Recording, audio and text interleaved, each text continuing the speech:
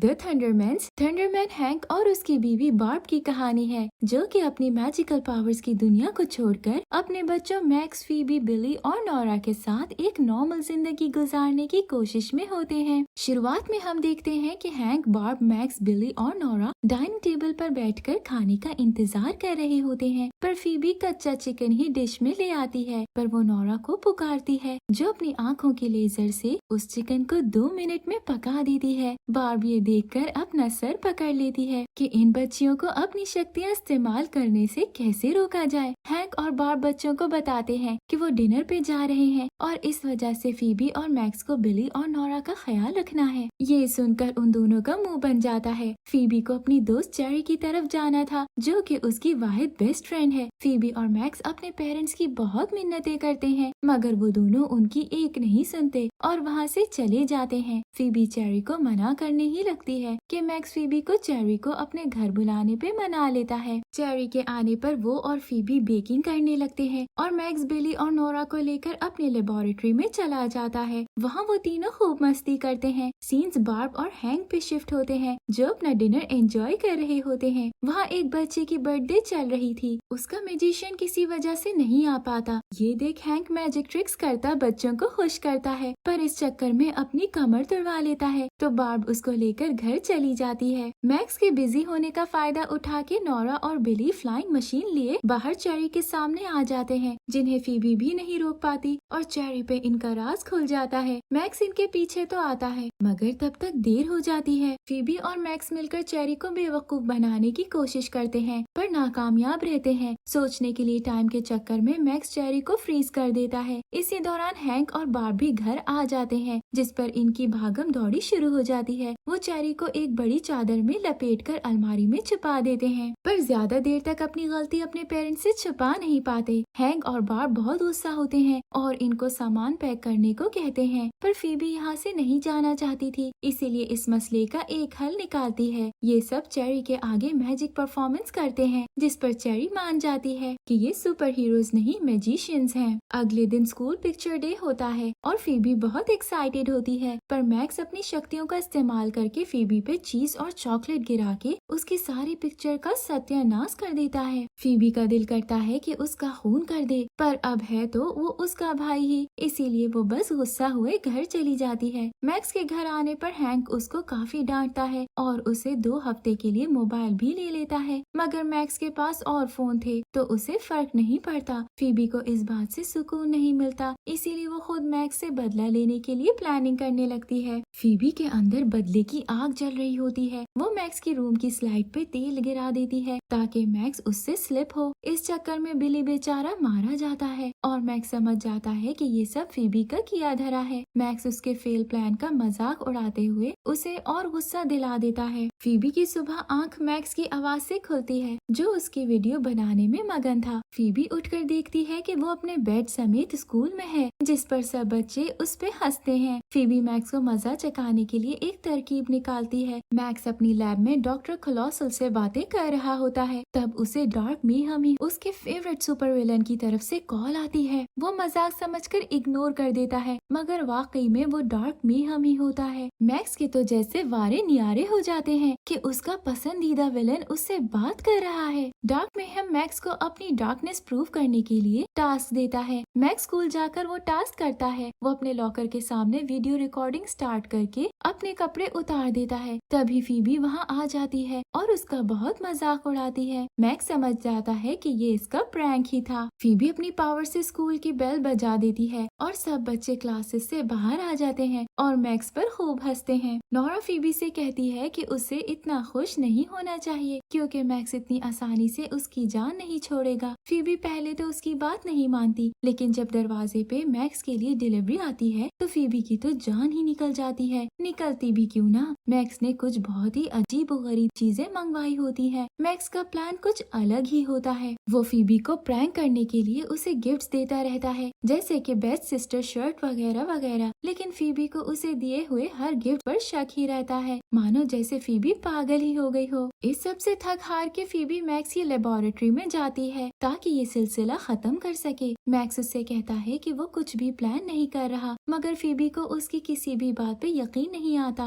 Phoebe उसकी machines को छेड़ने लग जाती है और इसी छेड़छाड़ में वो सेल्फ डिस्ट्रक्शन बटन दबा देती है, जिससे वो दोनों डॉक्टर खलोसल समेत वहाँ बंद हो जाते हैं। इनके पास 10 मिनट होते हैं वहाँ से निकलने के लिए, वरना इस लैब समेत इनका भी दी एंड हो जाएगा। जैसे तैसे ये अलार्म बंद करके ऊपर डिनर टेबल पर जाते हैं। इसी के साथ इनका प्रैंक करने वाला मजाक खत्म हो जाता है। अगले दिन स्कूल के कॉरिडोर में फीबी और चेरी खड़े होकर टिकटिकी बांध कोल को देख रहे होते हैं। मैक्स उनको ऐसे देखकर इनका मजाक बनाता है कि कैसे तुम लोग अपने क्रश के साथ जिंदगी के ख्वाब सजाते हो। तभी मैक्स वहाँ से एक लड़की को गुजरते देखता है जो मैक्स की आंखों को बहुत भाती है। वो फीबी और चेरी को इग्नोर करके उसके पीछे चल पड़ता है और अपना ही मजाक बनवा लेता है। कोल खुद ही आकर फीबी को डेट पे चलने का कहता है, मगर उससे पहले वो चाहता है कि इन दोनों के पेरेंट्स आपस में मिलने और हैंग आउट करने की इजाजत दे दे। फीबी मान जाती है। घर जाकर वो हैंक और बार्ब को इस सब के बारे में बताती है और हैंक के नॉन सुपर हीरोज को घर में न आने देने वाला रूल हटवा देती है। मैक्स इस सब से बड़ा परेशान होता है और डॉक्टर क्लोसल के साथ मिलकर इस डिनर को तबाह करने की प्लानिंग में लग जाता है। कोल के पेरेंट्स के बहुत अमीर होने की वजह से फीबी अपने पेरेंट्स को एक फैंसी डिनर रखने को कहती है। फैंसी डिनर के चक्कर में ना जाने क्या से क्या हो जाता है। नोरा शेफ बन जाती है, बिली बटलर, हैंक और बार्ब किसी आइलैंड के लीडर्स बन जाते हैं। फीबी कोल की फैमिली को घर में वेलकम करती है। कोल की मॉम अपनी बेटी तारा को इंट्रोड्यूस करवाती है, जो वही लड़की होती है जिसके पीछे मैक्स पड़ा होता है। मैक्स उसको देखकर मोहब्बत की वादियों में निकल जाता है। मैक्स तारा को देखकर अपने प्रैंक्स के प्लान्स को रोकने के लिए फीबी की मदद लेता है। अब आता है खाने का टाइम। बार्ब सबको डिनर टेबल की तरफ लेकर जाती है, जहाँ मैक्स का एक स्कॉर्पियन कोल के डैड के बालों में चला जाता है, जिसे वो सब हेयर ड्रेसिंग का बहाना करके निकालते हैं। पर जैसे निकालते हैं वो बस बेचारे कोल के डैड ही बर्दाश्त कर सकते थे। अगला प्रैंक तो ऐसा होता है जो सबकी हवाइयाँ उड़ा देता है। मैक्स सूप की रेसिपी को बदल देता है और उसमें 1 गैलन हॉट सॉस डालने का लिख देता है। नोरा मासूम सूप में हॉट सॉस डाल देती है और वो भी उनके गले पड़ जाता है। मिस्टर एंड मिसेस कैम्पबेल तो आग बगोला हो जाते हैं और जाने का फैसला करते हैं, पर फीबी उन्हें रोक के उनसे एक और चांस मांगती है। वो लोग रुक तो जाते हैं, पर फीबी को कोल के साथ हैंग आउट की इजाजत नहीं देते। ये सुनकर फीबी का मीटर आउट हो जाता है। बदला लेने के लिए वो मैक्स का अगला प्रैंक नहीं रोकती, जिस पर कोल के पेरेंट्स का बुरा हाल हो जाता है। फीबी को लगता है कि इसके बाद वो कोल से नहीं मिल सकेगी, पर कोल फीबी को इतना पसंद करने लगा था कि वो अपने पेरेंट्स को इग्नोर करते उसके साथ डेट पे जाने को तैयार हो जाता है। आगे फीबी के लिए आता है एक सख्त इम्तिहान। स्कूल में मैथ बोल कंपटीशन आने वाला होता है, जिसके लिए फीबी जोरों शोर से तैयारी कर रही थी, पर मैक्स के शोर की वजह से वो तैयारी नहीं कर पा रही थी। इसीलिए फीबी जाके मैक्स का रॉकेट ही उड़ा देती है। असल में फीबी को हीरो यूनिवर्सिटी में जाना है, इसी वजह से वो मेहनत करती है, पर मैक्स को विलेन यूनिवर्सिटी में जाना है और वहाँ ग्रेड्स को नहीं देखा जाता। मगर हैंक और बार्ब को इनके अच्छे मार्क्स चाहिए होते हैं। मैक्स को याद आता है कि स्कूल में रिजल्ट डे है। हैंक मैक्स को धमकी देता है कि अगर कल के रिजल्ट डे पे उसके मार्क्स अच्छे नहीं आए तो वो उसकी डूम्सडे मशीन ले लेगा, जिस पर मैक्स सेक्रेटरी ऑफिस में जाकर अपने रिजल्ट की अदला बदली कर देता है। घर आकर हैंक और बार्ब उनको उसके रिजल्ट बताते हैं, जहाँ पे फीबी के 5 A's और 1 B होता है। अब बारी आती है मैक्स की। मैक्स कुछ ज्यादा ही कॉन्फिडेंट नजर आ रहा था। उसके सारे A's आए होते हैं, पर फीबी उसका असल रिजल्ट दिखा के उसका राज खोल देती है। फीबी से इस बात का बदला लेने के लिए मैक्स मैथ बोल की दूसरी टीम का कैप्टन बन जाता है। फीबी को मैथ क्लास में सब बहुत इंटेलिजेंट समझते हैं, मगर अब मैक्स के आ जाने से उसकी पोजीशन को खतरा था। दूसरा, मैक्स फीबी की दोस्त सारा को भी अपनी टीम में कर लेता है। फीबी और मैक्स मैथ बोल के लिए दिल लगा कर तैयारी करते हैं। अब आता है दिन मैथ्स के कंपटीशन का। दोनों आपस में डील करते हैं कि अगर मैक्स हारा तो वो ये क्लास छोड़ देगा और अगर फीबी हारी तो उसे मैक्स की बनाई हुई फजूल सी शर्ट पहननी पड़ेगी। दोनों टीम्स के बीच टक्कर का कंपटीशन चल रहा था। फिर फिर ब्रेक में फीबी मैक्स से रिक्वेस्ट करती है कि वो उससे ये सब ना छीने क्योंकि ये उसकी लैब है। मैक्स को फीबी के लिए बुरा लगता है और वो जानकर कंपटीशन हार जाता है। अगले दिन स्कूल में डिच डे मनाया जा रहा होता है जिसमें सब बच्चे स्कूल से छुट्टी करते हैं, मगर फीबी परफेक्ट अटेंडेंस के चक्कर में वहाँ पहुँच जाती है। मैक्स भी क्लास में आता है क्योंकि उसकी अटेंडेंस शॉर्ट होती है। टीचर के आने पर मैक्स उन्हें फ्रीज कर देता है और फीबी को वहाँ से चलने का कहता है, मगर फीबी नहीं मानती और टीचर को अनफ्रीज कर देती है। पर फिर मैक्स की बात के आगे हार के स्कूल से निकल जाती है और मैक्स के साथ मस्ती करने लग जाती है। घर आके मैक्स और फीबी सबको अपनी स्कूल में की हुई मस्तियों की तस्वीरें दिखाते हैं। तभी नोरा की नजर एक तस्वीर में सिक्योरिटी कैमरा पे पड़ती है। फीबी और मैक्स प्लान बनाते हैं कि स्कूल में घुसकर वो फुटेज डिलीट करेंगे। स्कूल पहुंचकर वो देखते हैं कि यहाँ तो काउबॉय नाइट चल रही है। टीचर इनको कॉस्ट्यूम देने प्रिंसिपल ऑफिस ले जाती है और ये चेंज करके डांस फ्लोर पे आ जाते हैं जहाँ ये दोनों चालाकी से अपनी टीचर से चाबियां चुरा लेते हैं और फीबी प्रिंसिपल ऑफिस चली जाती है जहाँ वो फुटेज इरेज करने ही लगती है कि उसे पता चलता है कि डिवाइस तो घर पे ही रह गई है। फीबी समझ जाती है कि ये काम नोरा और बिली का है। वो उनको कॉल करती है और डिवाइस लेकर आने का कहती है। बिली और नोरा हैंक को बेवकूफ बनाकर स्कूल पहुंच जाते हैं, पर फुटेज डिलीट करना इतना आसान नहीं था। टीचर चाबियां गायब होने की वजह से उन्हें ढूंढने लगता है और मैक्स टीचर के पीछे पीछे होता है ताकि उनको रोक सके।